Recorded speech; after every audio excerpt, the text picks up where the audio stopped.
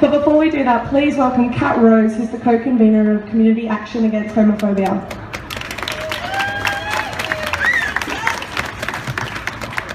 Well, people have mentioned the Australian Christian Lobby.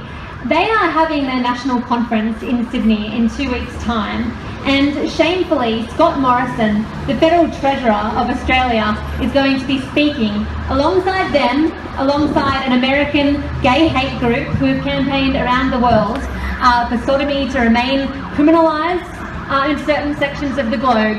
And so we are organising a demonstration of people to meet them, because just as I think that Malcolm Turnbull's door shouldn't go without a visit, I don't think that the Australian Christian Lobby, who have unloaded a whole lot of hate on our community for months, for years, should go without being challenged. So in 2 weeks' time, we have the details here of a demonstration being labelled Stop Hate, an end to bigotry, an end to the attack on safe schools, and for marriage equality now. And we're definitely inviting people of all faiths, people from any background, to come and join us who want to say no to the Australian Christian Lobby's message.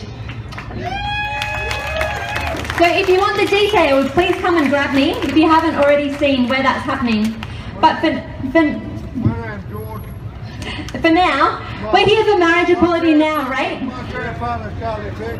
Yeah, right. But for now, we're here for marriage equality, right? And what I want to say about that is I totally reject that we have to wait until after the election for this. I think that that is absolute nonsense. The government, the parliament is being recalled this month. They have every opportunity to grant us what we've been waiting for way too long for, which is equal rights now, without any more delay, without any more excuses. It's been said a number of times already today, but I think that waiting until after the election lets them off the hook to the nth degree. Because on the one hand, the Liberal Party is saying marriage equality is so contentious, you know, like we just couldn't possibly pass it without polling everybody in Australia, and that would be time consuming, of course. Definitely couldn't happen this year. But on the other hand, they want to say, we can't even let you know the details of that plebiscite. It's not important enough. We don't want it to distract from our own election campaign. We don't want it to distract from issues like the economy, which, by the way, they want to rig further in favour of their own rich friends. Well, these are the excuses that the Liberal Party have been giving us ever since they got in. Ever since they got in, they've been saying, on the one hand, no to your rights. On the second hand, you shouldn't even care about them. It's absolutely disgraceful.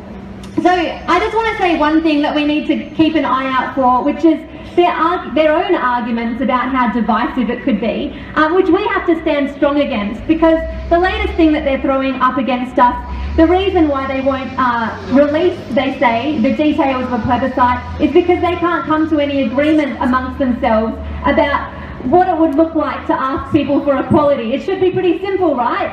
It should be pretty simple to ask people, do you want equal rights under the Marriage Act or not? That is a question that people have answered 100 times over years, positively, every time. And yet they want to say now, oh, but what about the cake makers of the world? What about the public servants who might have to sign up on some paperwork which they find personally icky?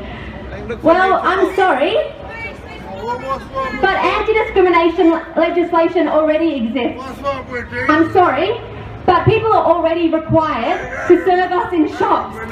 This isn't the Deep South segregation era, and nor should it be. So we need to make sure that, you know, the steps forward for marriage equality, which I think are inevitable, and it's only a question of time, are not used by the right, religious or otherwise, because I don't think it's just about religion. I think it's also about small-mindedness and conservatism in general.